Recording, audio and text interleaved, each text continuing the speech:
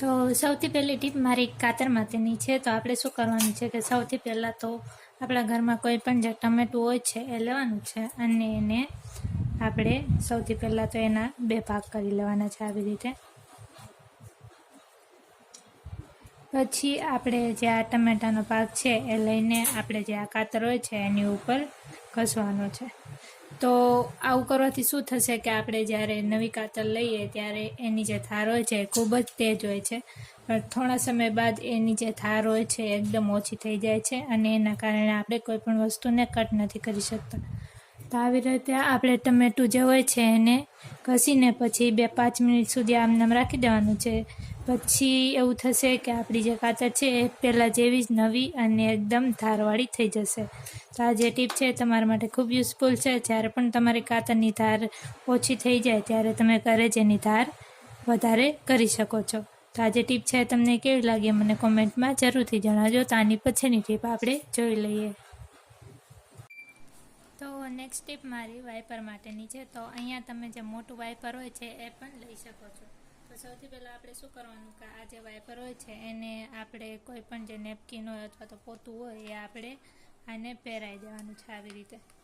પછી આને આપણે જે કપડાની જે પિન હોય છે કપડાં સૂકવવાની એની મદદથી આપણે આને સારી રીતે સેટ કરી લેવાનું છે। પછી આપણે જે આ વાઇપર હોય છે એની ઉપર થોડુંક જે પાણી હોય છે એ છાંટી દેવાનું છે આવી રીતે। તો આ જે વાઇપર છે એને મેં જે આ નેપકિન શા માટે પહેરાયું છે અને આપણે આનો કેવી રીતે યુઝ કરવાનો છે એ હું તમને જણાવું। તો આપણી ઘરની જે દિવાલ હોય છે અથવા તો આપણા ઘરના જે કાચ હોય છે અથવા તો પંખા હોય છે એના પર જ્યારે પણ ધૂળ લાગે ત્યારે આપણે જે આ દિવાલ હોય છે એને આવી રીતે સાફ કરી શકીએ છીએ અને એની બધી દિવાલ જે હોય છે એની અંદરથી જેટલી પણ કાંઈ ધૂળ હોય છે બધી ધૂળ સારી રીતે અને એકદમ ઇઝીલી નીકળી જાય છે। તો આવી રીતે તમે દિવાલોની જે ધૂળ હોય છે અથવા તો જે પંખા હોય છે ગંદા થઈ ગયા હોય છે એને સાફ કરી શકો છો। તો આ જે ટીપ છે તમને કેવી લાગી એ મને કોમેન્ટમાં જરૂરથી જણાવજો। તો આની પછીની ટીપ આપણે જોઈ લઈએ। તો મારી નેક્સ્ટ ટીપ બટેટા માટેની છે। તો માર્કેટમાં પહેલાં નવા બટેટા આવ્યા છે। એ બટેટા જે હોય છે એ ખૂબ જ ધૂળવાળા માટીવાળા હોય છે અને એની સાથે આપણે એની છાલ જે છે એને કાઢવા જઈએ તો છાલ વધારે નીકળી જતી હોય છે અને આપણું જે બટેટું છે એ વધારે વેસ્ટ થતું હોય છે। તો આપણે શું કરવાનું કે સૌથી પહેલાં તો આપણે જે બટેટા હોય છે એ જે ધૂળવાળા હોય છે તો એની બધી ધૂળ આપણે કાઢી લેવાની છે। સૌથી પહેલાં આપણે જે બટેટા હોય છે આપણે એને ધોઈ લેવાના છે। પછી એ બટેટાની છાલ કાઢવા માટે આપણે શું કરવાનું છે કે આપણે સૌથી પહેલાં તો કોઈ પણ જે મોજું હોય છે એ મોજું આપણે લેવાનું છે અને એને આપણે આવી રીતે હાથમાં પહેરી લેવાનું છે। પછી આપણે જે આ મોજું છે એને થોડુંક ભીનું કરી લેવાનું અને પછી આપણે જે નવા બટેટા હોય છે એની છાલ કાઢવા માટે આપણે જે મોજું હોય છે એને આવી રીતે બટેટાની સાથે ઘસવાનું છે।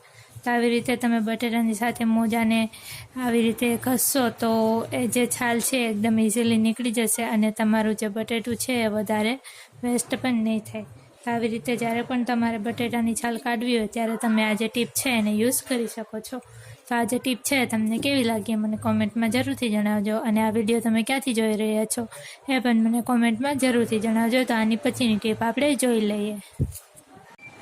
તો આપણે જ્યારે બટેટા લઈએ ત્યારે ઘણા બટેટા એમાં જે ગળા હોય છે બટેટા એ આવી જતા હોય છે અને આપણે જે ગળા બટેટા હોય છે એને શાકની અંદર એડ કરીએ તો આપણું જે શાક છે એ પણ ગળ્યું થતું હોય છે।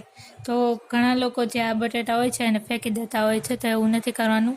આપણે શું કરવાનું છે કે સૌથી પહેલાં તો આ જે બટેટા હોય છે એના ભાગ કરી લેવાના છે 2 અને આ જે બટેટું છે એને આપણે ક્યાં યુઝ કરવાનું છે કે જ્યારે આપણે અગરબત્તી હોય છે એનું સ્ટેન્ડ આપણને મળતું ન હોય તો આપણે જે અગરબત્તી હોય છે એને આની અંદર લગાવીને જે બટેટું હોય છે એને અગરબત્તીનું સ્ટેન્ડ બનાવી શકીએ છીએ। તો આજનો વિડીયો તમને કેવો લાગ્યો મને કોમેન્ટમાં જરૂરથી જણાવજો।